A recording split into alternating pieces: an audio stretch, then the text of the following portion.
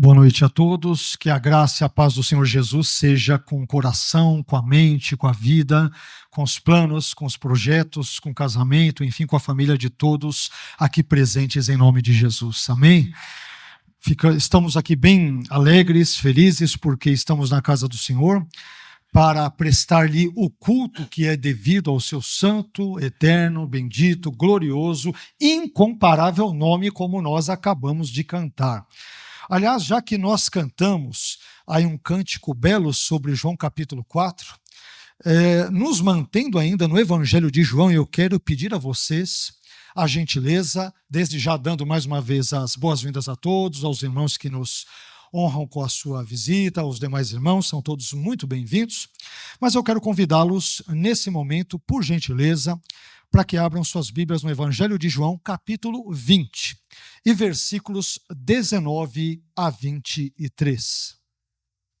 Cantamos muito sobre Jesus, adoramos a Jesus, falamos sobre os atributos de Jesus, e dando continuidade a essa mesma temática, eu gostaria de continuar a falar sobre Jesus. Amém, meus irmãos?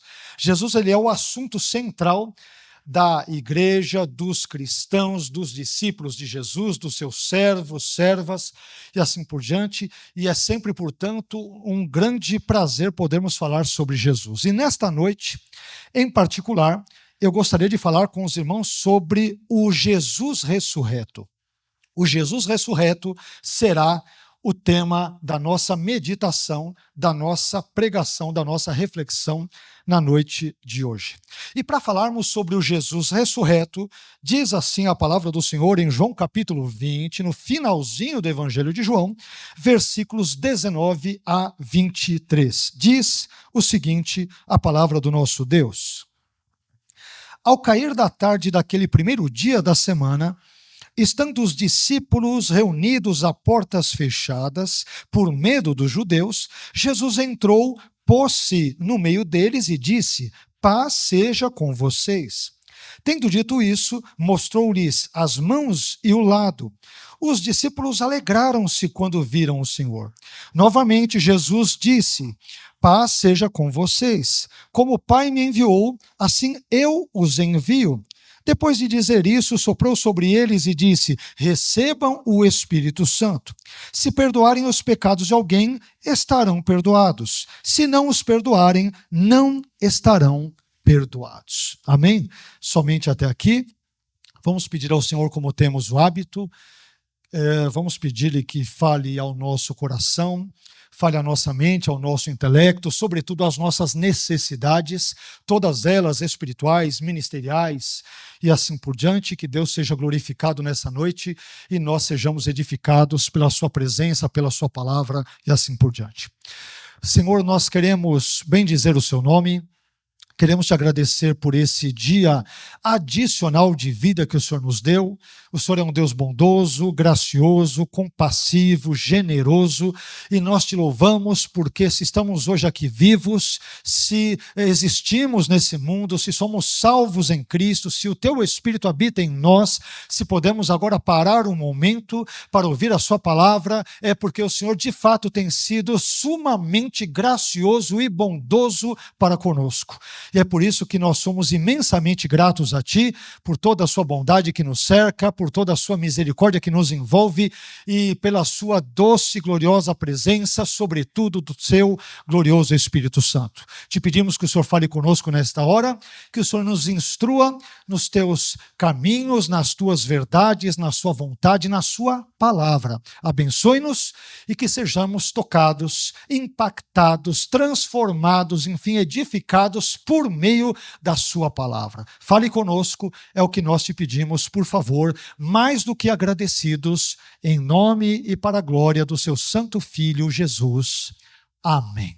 Amém? Podem assentar-se, por favor.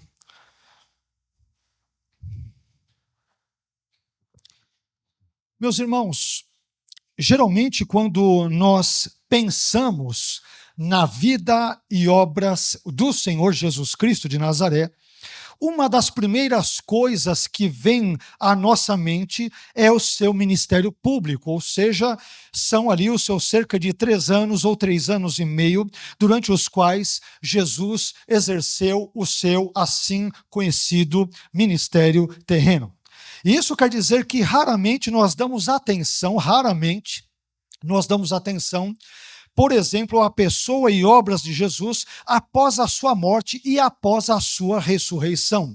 E talvez isso aconteça devido ao fato de que as informações que nós temos sobre o Jesus ressurreto, sobre o Jesus ressuscitado, elas são um tanto quanto escassas nos evangelhos e no Novo Testamento como um todo. Quando nós lemos os evangelhos sinóticos, Mateus, Marcos e Lucas, o evangelho de João também, nós vemos muitas informações dadas sobre Jesus, mas isso envolvendo, obviamente, o seu ministério assim chamado público.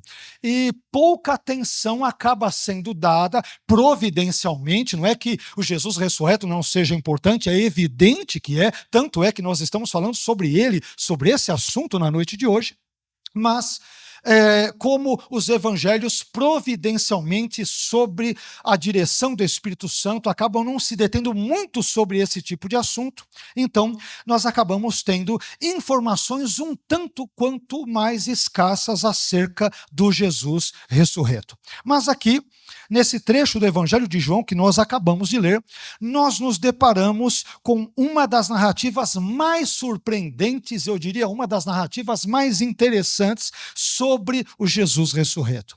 E nessa noite, eu gostaria de, com base nesta narrativa, discorrer com os irmãos e aprendermos aqui juntos sobre pelo menos 9 verdades sobre o Jesus ressurreto. Pelo menos 9 verdades a respeito do Jesus ressurreto, e é sobre essas verdades que eu gostaria de compartilhar algo com os irmãos na noite de hoje. Indo direto à primeira dessas 9 verdades que ora eu percebo, ora eu vejo nesse texto, eu diria então, em primeiro lugar, que o Jesus ressurreto, com base no texto que acabamos de ler, o Jesus ressurreto, ele se manifestou de forma inesperada. A primeira verdade que eu descubro, que eu percebo nesse texto quando eu o leio, é que o Jesus ressurreto se manifestou no contexto ora lido de forma inesperada. Vejam, por favor, comigo o que diz o versículo 19, João 20, 19, parte A. Ao cair da tarde daquele primeiro dia da semana. Ao cair da tarde daquele primeiro dia da semana. Para que nós possamos entender esse versículo, nós temos que fazer uma brevíssima recapitulação. Jesus ele foi crucificado e sepultado na sexta-feira. Ele permaneceu no túmulo durante todo o sábado, todo o dia de sábado, e também permaneceu no túmulo durante parte ali do dia de domingo. Então, na manhã do domingo, que é o primeiro dia da semana, evidentemente, como o dia de hoje em que nós aqui estamos, Jesus ressuscitou. Porém, observemos um detalhe interessante. Jesus ressuscitou, mas até então seus discípulos ainda não o tinham visto ressuscitado. Eles tinham ouvido ali de Maria Madalena, das mulheres que haviam ido ali até o sepulcro de forma geral. Alguns dos discípulos, como Pedro e João, foram até ali, encontraram o sepulcro vazio, mas nenhum dos discípulos tinha visto pessoalmente até então o próprio Jesus ressuscitado.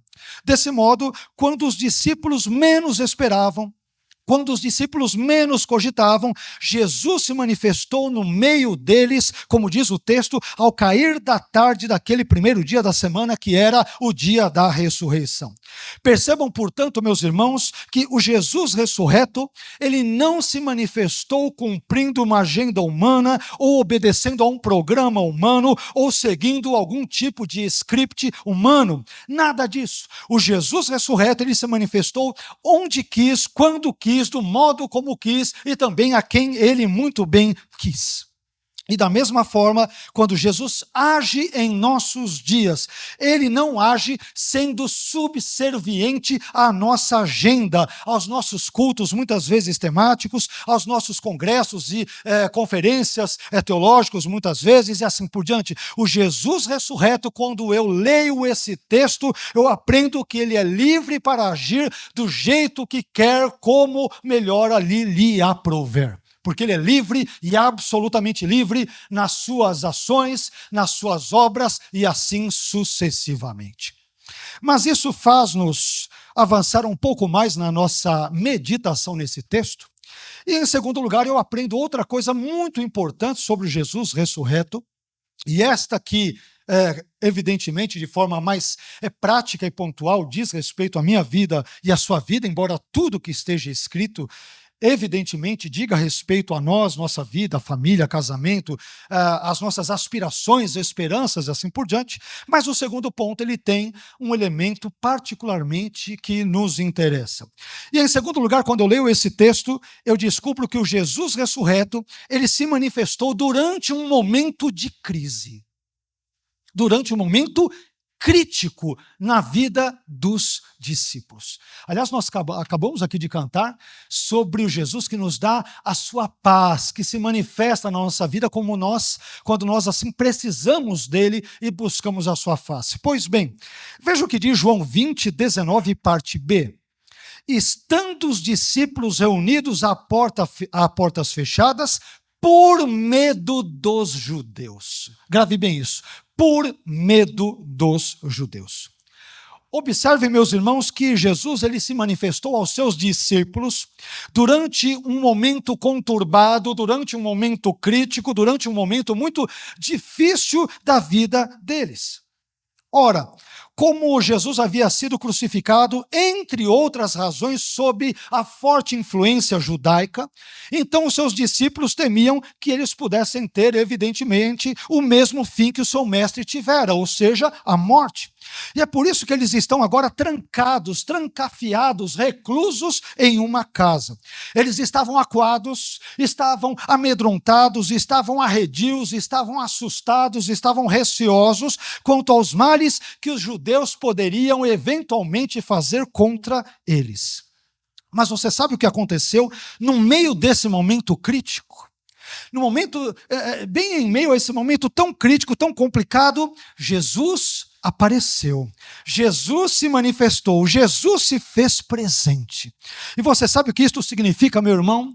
Isso significa que Deus é o nosso refúgio e fortaleza, socorro bem presente na angústia, pelo que não temeremos, como nos lembra ali o Salmo 46, versículos 1 e 2, parte A.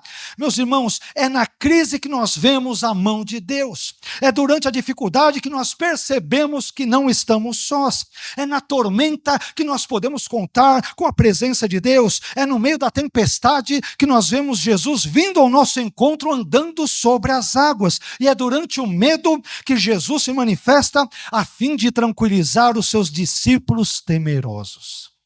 Enfim, diante desse fato eu gostaria de dizer algo importante para cada um de nós na noite de hoje. Meu irmão, não tenhamos medo, pois Jesus está conosco durante os nossos medos, durante as nossas crises, durante as nossas angústias, durante as nossas turbulências, durante o nosso deserto, durante os nossos vendavais. Nós não estamos sozinhos. Jesus está conosco e Ele é poderoso para abençoar e acalmar os seus discípulos durante um momento de crise, enquanto estes se encontrarem com profundo medo de morrer. Nós não estamos sós. No momento crítico, Jesus está conosco. O Jesus ressurreto está conosco. Que boa notícia. E como ele havia prometido no final do Evangelho de Mateus, no capítulo 28, ele disse que estaria conosco todos os dias da nossa vida, o que inclui sábados, domingos e feriados. Deus não conhece esses tipos de elementos do nosso calendário humano e, portanto, durante as nossas crises, momentos bons ou ruins, não estamos sós, mas o Jesus ressurreto que esteve com os discípulos está conosco também. Amém. Mas isso faz-nos avançar um pouco mais e irmos agora para um elemento que é bem curioso e eu diria que insólito nessa narrativa. E em terceiro lugar, quando eu leio esse texto, eu aprendo uma das mais profundas curiosidades presentes nesse texto sobre o Jesus ressurreto. Qual é? Em terceiro lugar, quando eu leio esse texto, eu descubro que o Jesus ressurreto se manifestou de forma soberana. Isso tem a ver com o ponto que nós mencionamos no início, o primeiro ponto. Tem a ver, evidentemente, com o segundo, mas tem uma particularidade muito curiosa nesse texto joanino. Nesse texto em específico, nós temos uma curiosidade bem interessante. Então, em terceiro lugar, o Jesus ressurreto se manifestou de forma soberana. Onde eu encontro isso? João capítulo 20, versículo 19, parte C, que diz: Jesus entrou. Parece muito simples essa frase, mas não é. Jesus entrou. Não se esqueça que orações antes, frases antes no mesmo versículo, que nós acabamos de ler, os discípulos estavam em um lugar e eles estavam ali trancados, amedrontados, receosos de que pudessem morrer e ter o destino do seu mestre a qualquer momento. Então eles estão a portas, janelas totalmente trancados. E o que acontece nesse momento? Jesus simplesmente entrou. Jesus entrou. Tudo trancado, mas Jesus entrou. O Jesus, aqui tem algo interessante, o Jesus antes da cruz e antes da ressurreição, ele possuía limitações que, por causa da encarnação, haviam sido autoimpostas. Ou seja, ao encarnar, o próprio Jesus decidiu se autolimitar em vários aspectos da sua vida. Não é que ele foi limitado pelo homem, não é nada disso. É o próprio Deus homem que se autolimitou soberanamente, que é dentro de alguns aspectos da sua vida. Vamos dar apenas um exemplo para deixar isso mais claro. Poderíamos dar vários outros, mas vamos dar apenas um. Por exemplo, durante o seu ministério público, Jesus se autolimitou no conhecimento da data da sua própria segunda vinda. Aliás, é por isso que em Mateus 24, 36, o próprio Jesus disse: porém daquele dia e hora ninguém sabe, nem os anjos do céu, nem o Filho, isto é, nem ele mesmo naquela ocasião, mas unicamente meu Pai. Porém, o Jesus ressurreto, ele não possuía as mesmas limitações autoimpostas que o Jesus pré-cruz e pré-ressurreição possuía. E é por isso, meus irmãos, que o Jesus ressurreto, ele entrou no recinto onde os discípulos ali estavam, mesmo estando eles reunidos a portas fechadas.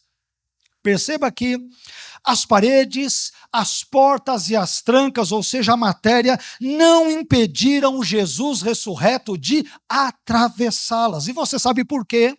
Porque o Jesus ressurreto, ele possui um corpo que transita entre o físico e o metafísico sem o menor problema, sem que nada e ninguém o impeça de fazer o que quiser, de andar por onde quiser, de transitar por onde assim desejar e assim por diante.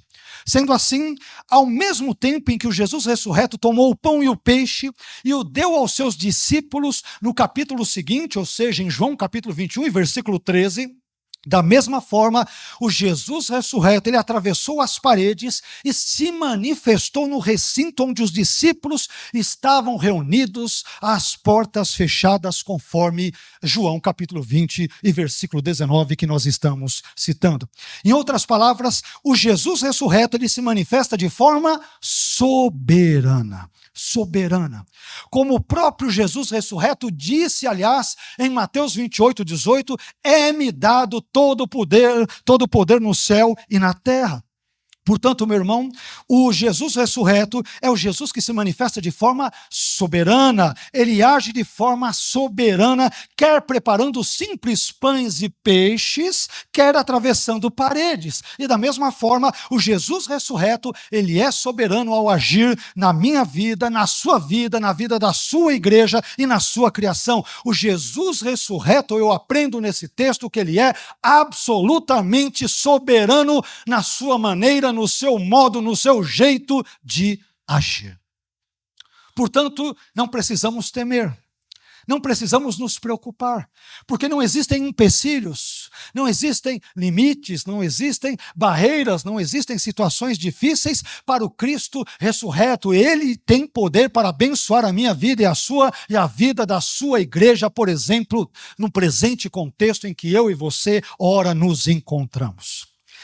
Mas indo um pouco mais adiante, nesse texto, isso tem a ver com um trecho de um hino que nós acabamos de cantar, já o mencionei brevemente agora há pouco. Eu também aprendo, em quarto lugar, uma quarta verdade gloriosa sobre o Jesus ressurreto, que é a seguinte: o Jesus ressurreto, em quarto lugar, se manifestou concedendo paz. Concedendo paz. Veja o que diz João 20, versículo 19, parte D, de Deus. Pôs-se no meio deles e disse: paz seja com vocês. É o famoso cumprimento que até hoje judeus usam quando eles dizem Shalom Aleichem. Shalom Aleichem, que é literalmente paz sobre vocês ou com vocês. E que tem a sua contraparte mais ou menos semelhante no árabe, Salam Aleikum, ou Aleikum Assalam, como as pessoas normalmente respondem, que é o cumprimento típico no contexto semítico e, sobretudo, judaico e árabe.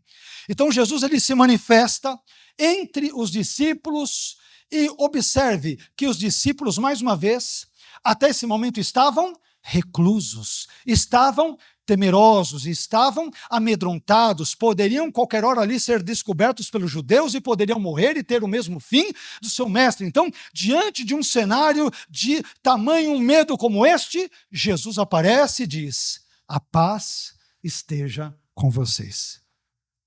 Imaginemos aqui a seguinte cena. Jesus havia sido crucificado, como mencionamos e muito bem sabemos, e ele já havia ressuscitado, mas, novamente, até então seus discípulos ainda não o tinham visto ressuscitado.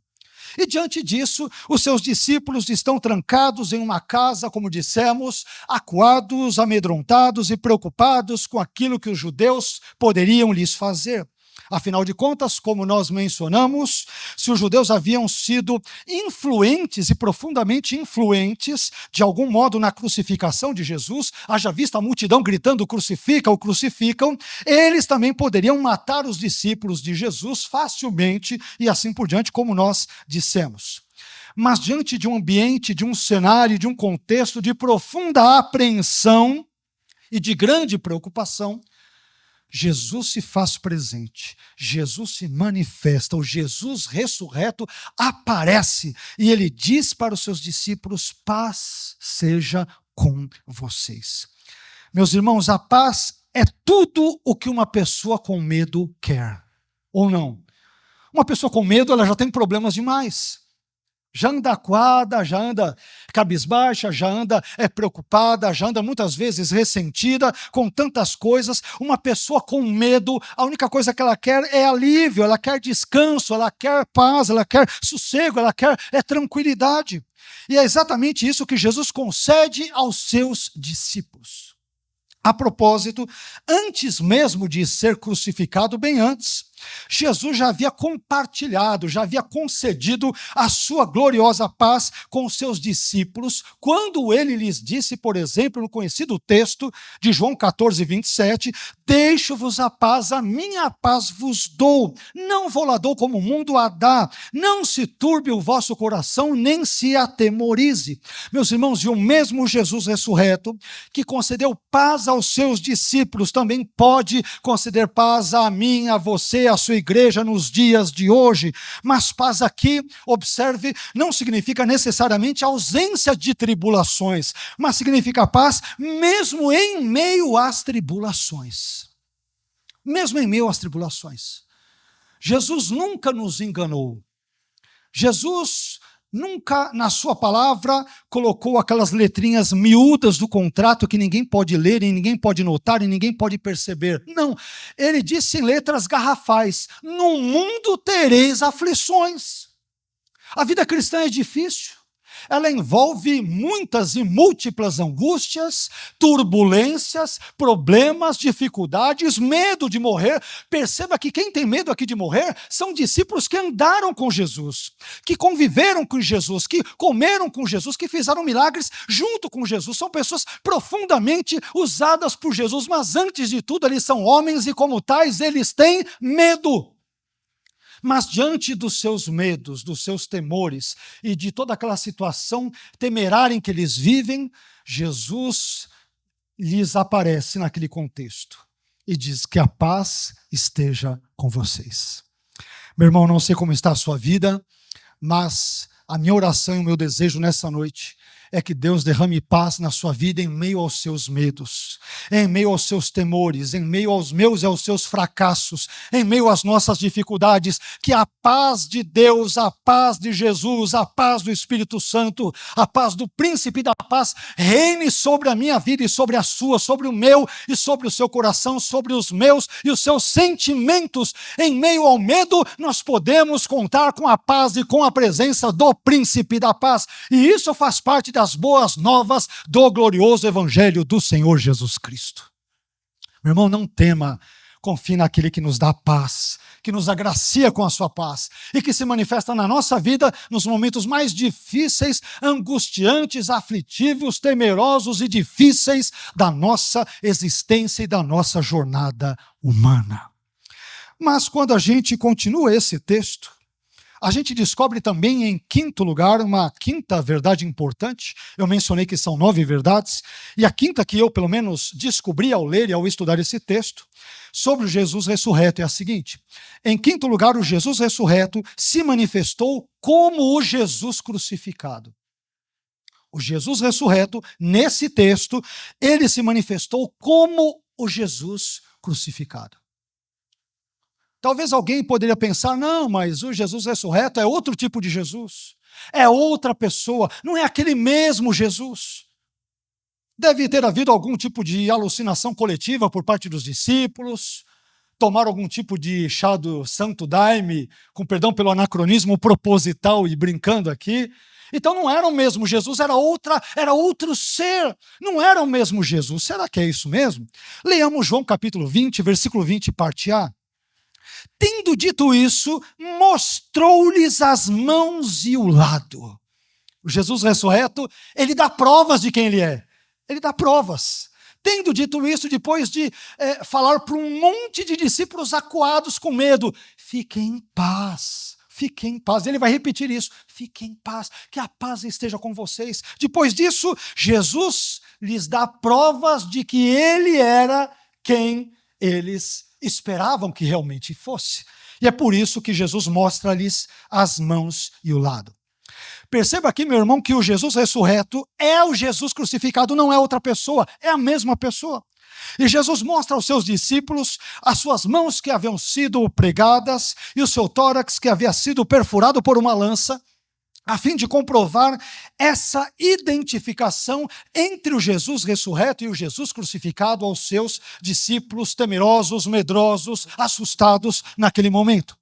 É como se Jesus dissesse aos seus discípulos mais ou menos o seguinte: vocês não se lembram que eu havia dito a vocês que deveria ir para Jerusalém, que deveria padecer nas mãos dos anciãos, dos principais dos sacerdotes e dos escribas, e que eu deveria ser morto? Vocês não se lembram que eu havia dito isso?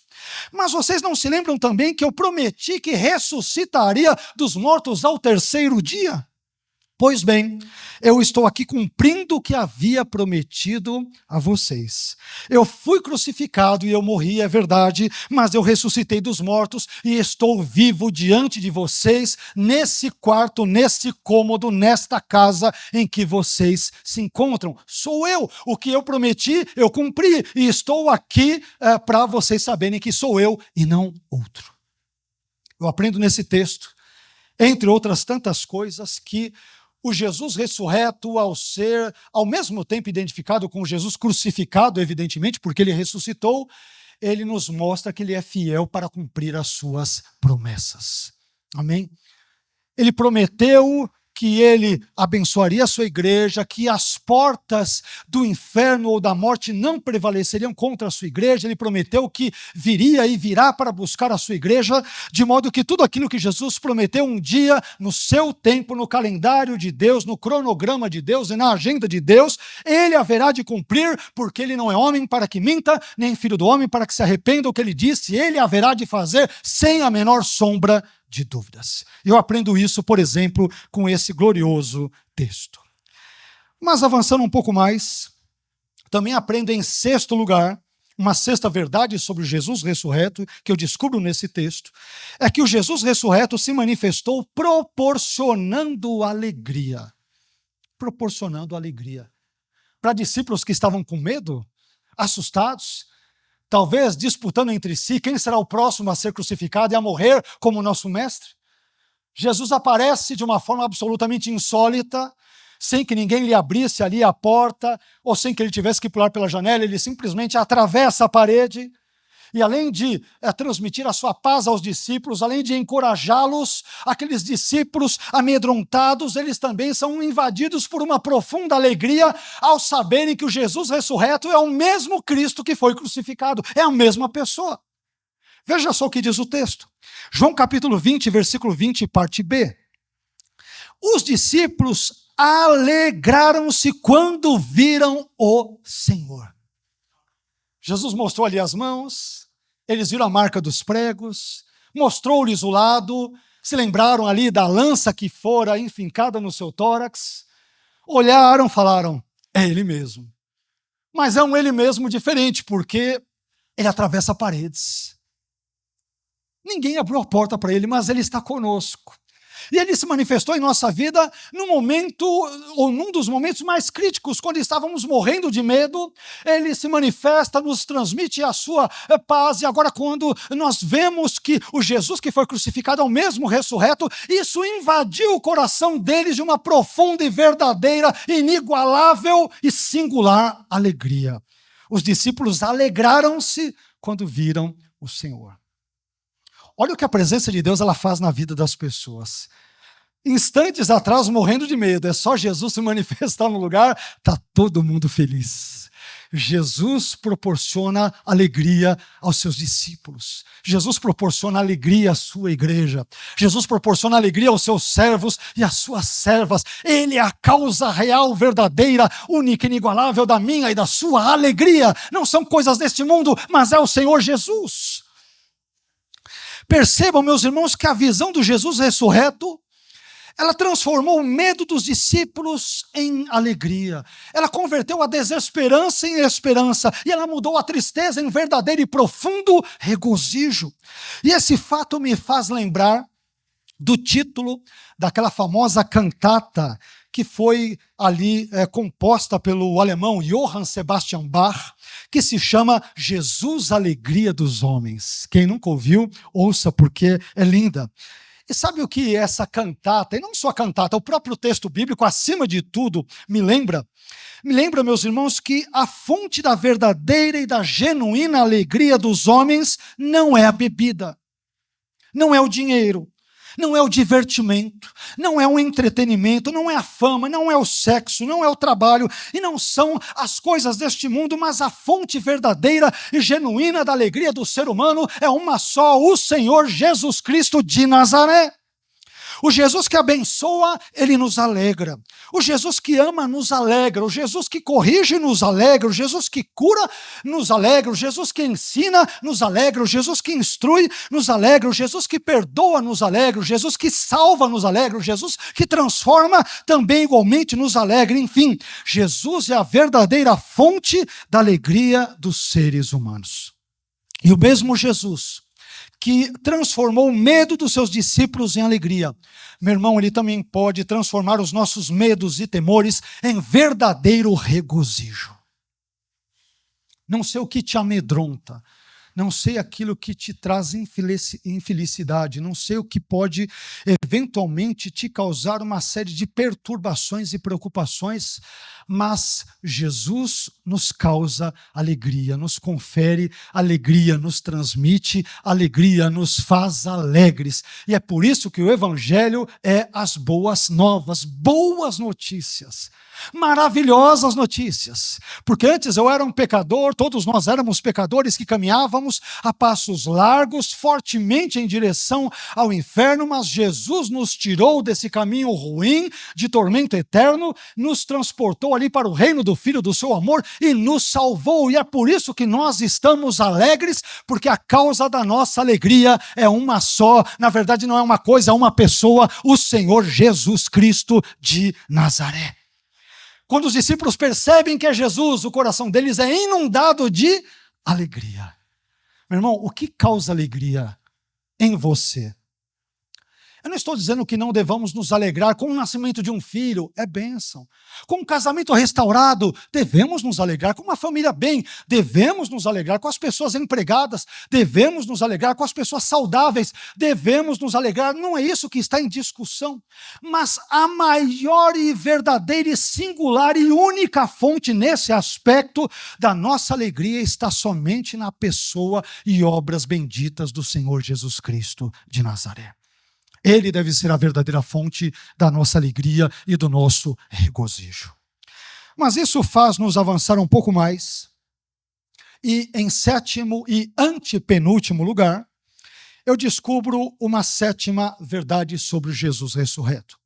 E em sétimo lugar, o Jesus ressurreto se manifestou enviando para a missão.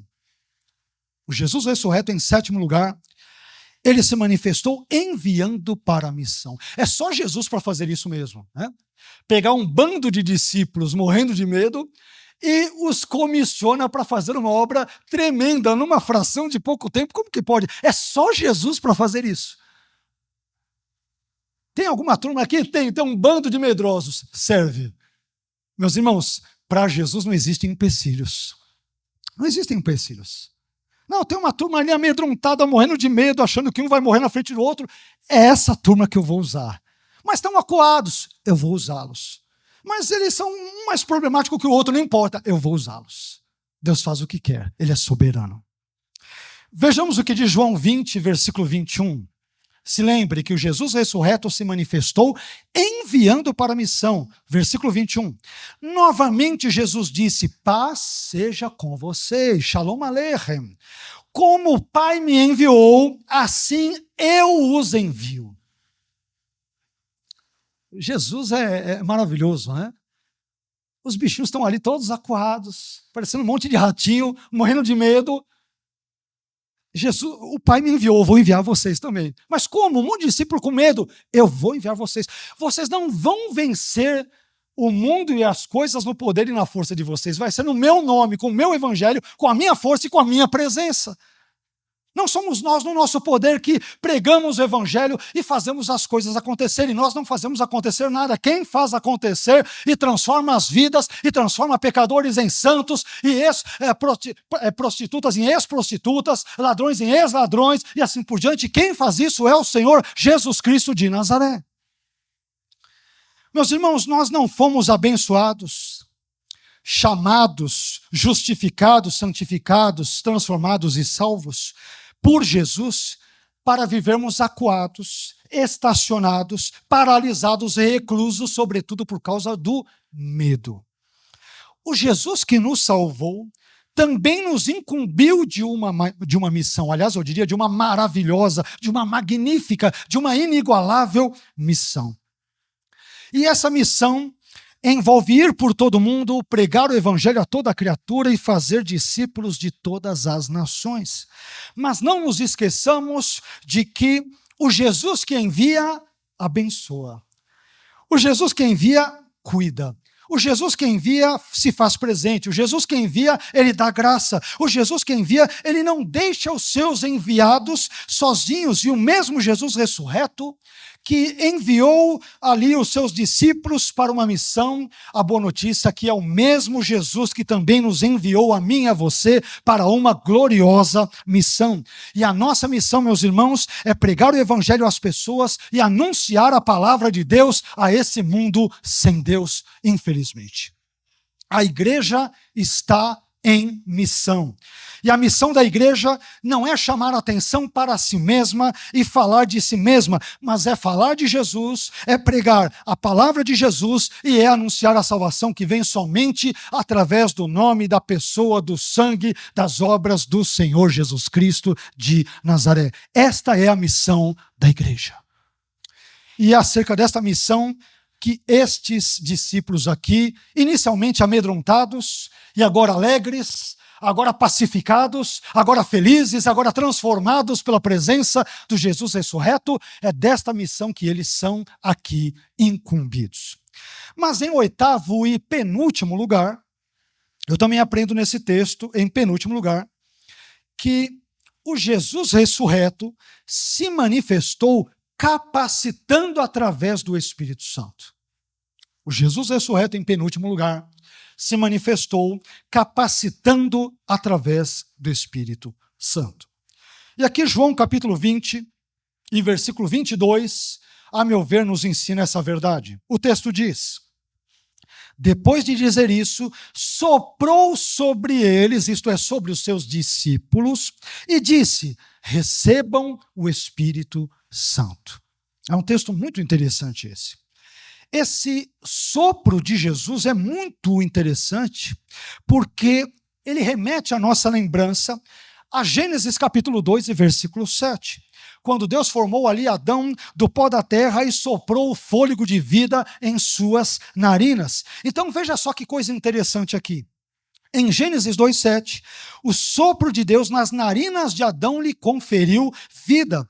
E agora, o sopro do Deus homem, Jesus, sobre os seus discípulos, como se fosse uma nova criação, lhes confere vida espiritual e os capacita para cumprirem a missão que Jesus lhes dera, que Jesus lhes outorgara.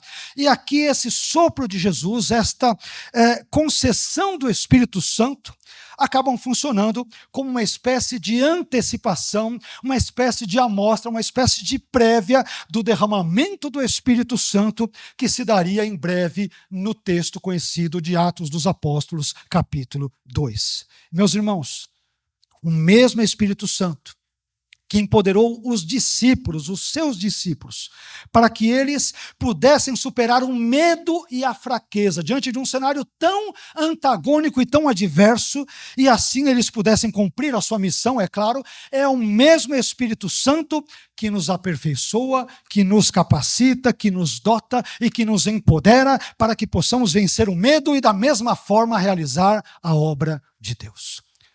Nós não conseguimos realizar a obra de Deus por nós mesmos, no nosso próprio nome, com base no nosso próprio intelecto, com base e fundamento nos nossos méritos, no nosso conhecimento, na nossa piedade, na nossa oração e assim por diante. Tudo aquilo que fazemos de bom para o avanço do reino de Deus só acontece porque fomos empoderados, capacitados, abençoados e enchidos pelo glorioso, eterno e bendito Espírito Santo de Deus.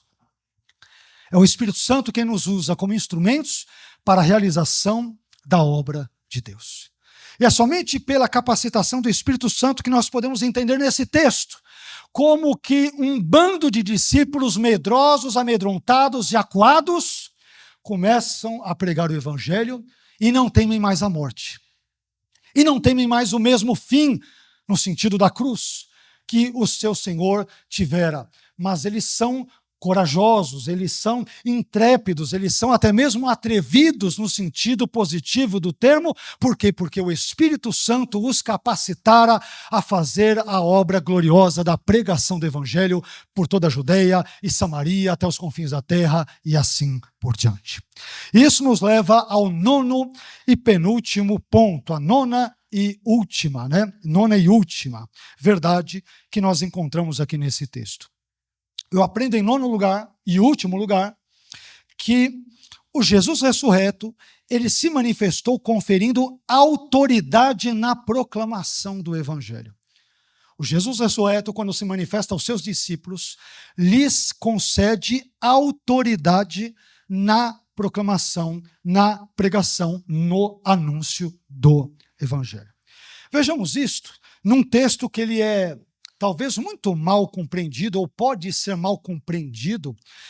Por exemplo, o catolicismo ele faz uso desse versículo para, por exemplo, ensinar um dos seus dogmas ali que envolve a ideia da confissão auricular, o confessionário, onde as pessoas têm que se penitenciar e parte dessa penitência se dá por meio do contexto em que o fiel ele se dirige até a Igreja Católica, ao padre, e o procura ali no confessionário, fala ali quais são os seus pecados, e o padre então lhe dá uma série de penitências que ele deve cumprir. E muitos católicos se baseiam nesse texto, que não tem absolutamente nada, na dica de nada a ver com isso. Nada disso. E nós já vamos dar algumas explicações nesse sentido. Mas leiamos João 20, 23, o último versículo da passagem da nossa meditação na noite de hoje. Jesus disse para os seus discípulos, depois de soprar-lhes e conferir-lhes o poder do Espírito Santo. E ele diz, se perdoarem os pecados de alguém, estarão perdoados. Olha que palavra ousada.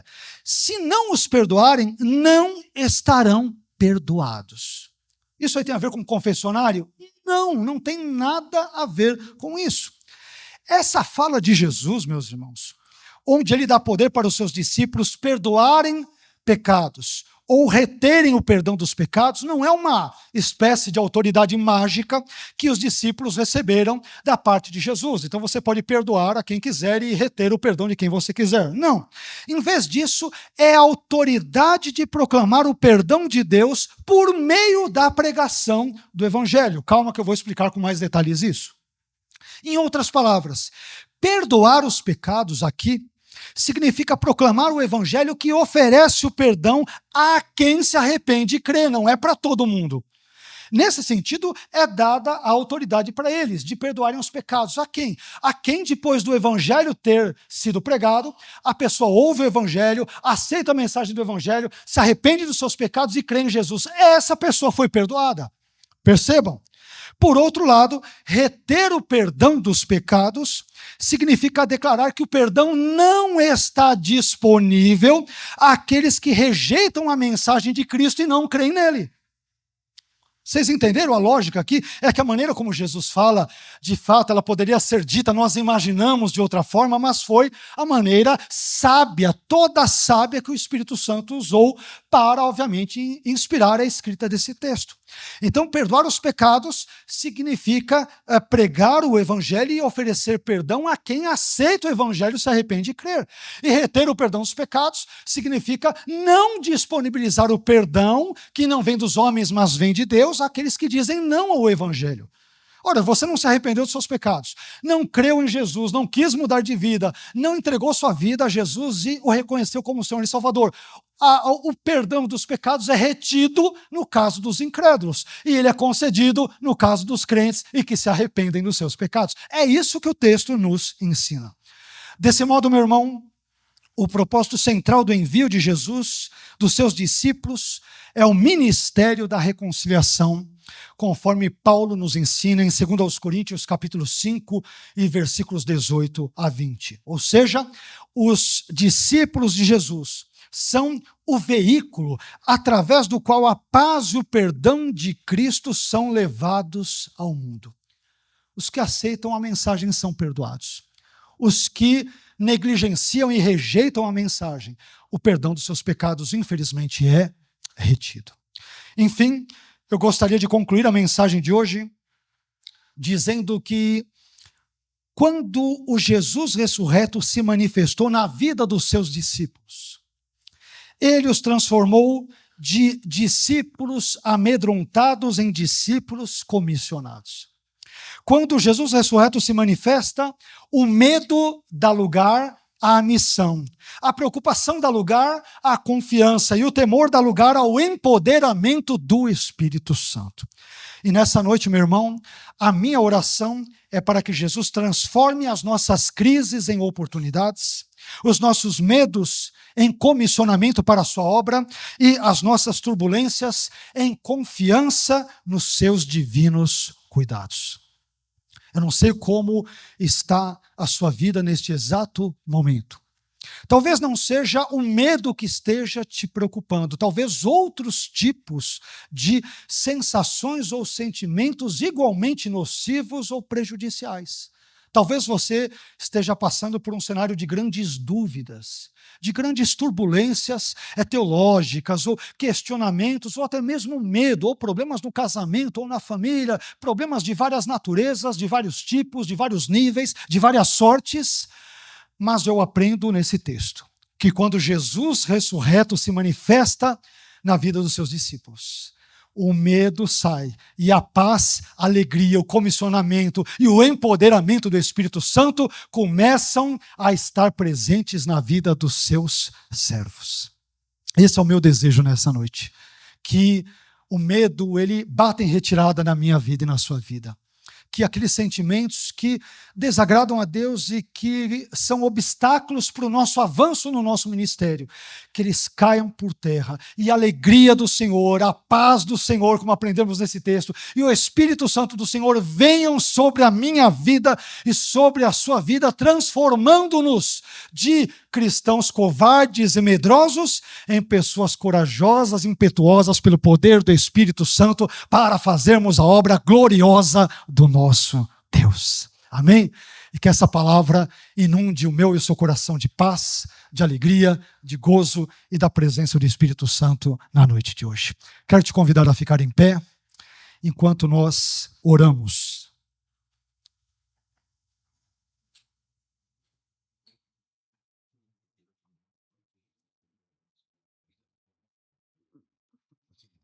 Meu irmão, quando meditamos sobre esse texto, uma das coisas que vimos é que o Jesus ressurreto se manifesta de forma inesperada.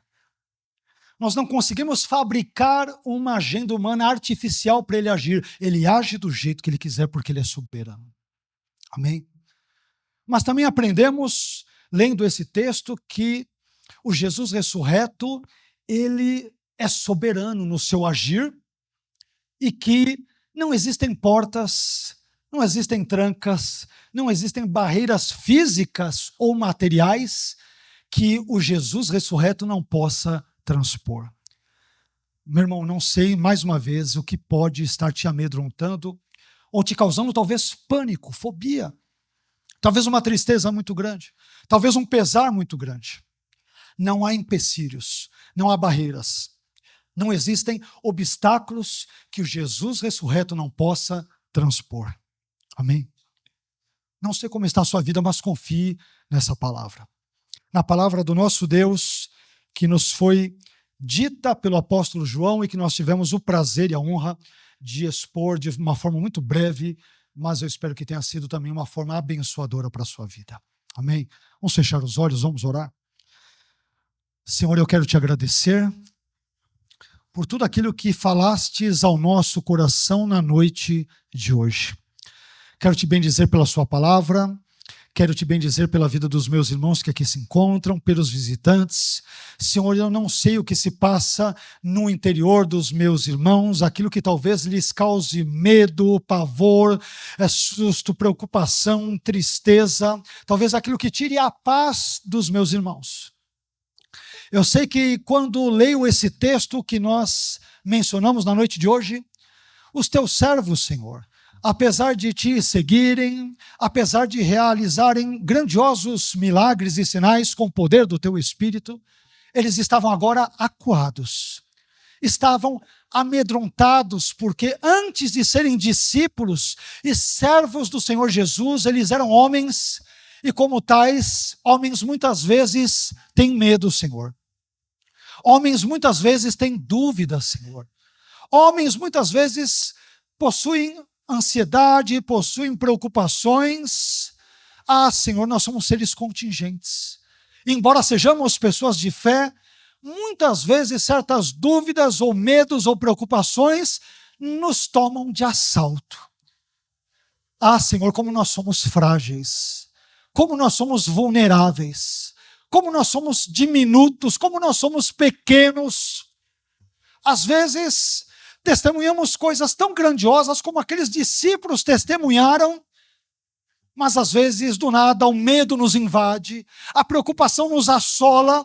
Ah, Senhor, e nós nos vemos muitas vezes totalmente desnorteados nesse mundo em que pese sejamos pessoas de fé. Ó, Senhor, assim como a sua presença, ela foi restauradora na vida daqueles discípulos e transformou-os de discípulos medrosos em pessoas cheias do seu Espírito e preparadas para a missão. Eu te peço que o Senhor faça isso na nossa vida também nessa noite. Ajude-nos a vencermos os medos, a driblarmos as angústias, a superarmos, ó Senhor, aquelas situações que nos causam, Senhor, angústia, um pavor, uma situação tão aflitiva, tão complicada. Ajude-nos a vencermos estas situações, Senhor. Mas eu sei que de nós mesmos, e por nós mesmos, por nossa própria perícia, por nossa própria capacidade, com base nos nossos próprios méritos, nós não podemos fazer absolutamente nada. Nós precisamos da tua paz, precisamos da sua alegria, precisamos do teu Espírito Santo, precisamos do seu comissionamento, precisamos que o Senhor nos dê autoridade para pregarmos o seu evangelho e a perdoarmos aqueles que se arrependem, como o Senhor nos ensina nesse texto, e a retermos, Senhor, o perdão dos pecados para aqueles que negligenciam o arrependimento dos pecados. Nós precisamos disso, Senhor. Nós precisamos do Senhor, porque foi a sua presença que fez a diferença na vida desses discípulos até então medrosos. E eu tenho certeza de que é a sua presença que faz diferença na vida da sua igreja. Nós precisamos da sua presença, Senhor. Nós precisamos do seu Espírito, nós precisamos da sua palavra, nós precisamos da sua coragem, da sua graça, do seu amor, do seu perdão. Ah, Senhor, se não for o Senhor a ir à nossa frente, nós estamos irremediavelmente perdidos, mas se o Senhor estiver conosco, então nós podemos vencer, nós podemos superar o medo, nós podemos nos tornar pessoas alegres, podemos ser pessoas cheias do teu Espírito Santo, podemos proclamar a sua palavra com ousadia e intrepidez, mas nós precisamos da sua presença, Jesus. Nos ajude, Senhor, nos ajude, nos invada com a sua graça nessa hora. Nos preencha com o seu amor nesse momento, nos abrace com a sua bondade, nos cerque com a sua compaixão. Ah, Senhor, que o teu Espírito Santo venha sobre nós, que a sua alegria venha sobre nós, que a sua paz esteja sobre nós, que o Senhor nos comissione, que o Senhor nos empodere, que o Senhor nos encha, que o Senhor nos guie, mas, Senhor, nos tire dessa clausura, desse medo, dessa estagnação, desta situação difícil. O Senhor é poderoso para transformar a nossa vida, como transformastes a vida desses discípulos no texto que nós lemos na noite de hoje. Nós queremos te agradecer, Senhor. Muito obrigado pela sua palavra. Muito obrigado pelo seu Espírito. Muito obrigado pelas suas correções. Muito obrigado pelas suas instruções. Muito obrigado pela sua presença, Senhor. Esse culto só é um culto verdadeiro porque o Senhor está aqui presente. É o Senhor quem faz a diferença no culto e na vida de qualquer pessoa. Quem faz a diferença é o Senhor. Nós precisamos do Senhor. Não precisamos de coisas, não precisamos de bens. É claro que vivendo neste mundo ainda, nós temos necessidades que são devidas à nossa natureza humana e contingencial, mas aprendemos nessa noite que o que faz a diferença na vida de um discípulo é a presença do seu mestre na sua vida. Esteja presente em nossa vida, Senhor. Esteja presente em nosso casamento. Esteja presente em nossa família. esteja presente entre os nossos amigos, entre os nossos vizinhos, esteja presente nos nossos estudos, no nosso trabalho, nas nossas meditações, quando nós dormimos, esteja presente no nosso sono, Senhor. Esteja presente quando acordamos de manhã, quando nos deitamos à noite, esteja presente, porque é a sua presença que faz diferença em tudo, em absolutamente tudo na nossa vida. E é por isso que nós te glorificamos nessa noite e te exaltamos, hoje e sempre, em nome de Jesus. Amém.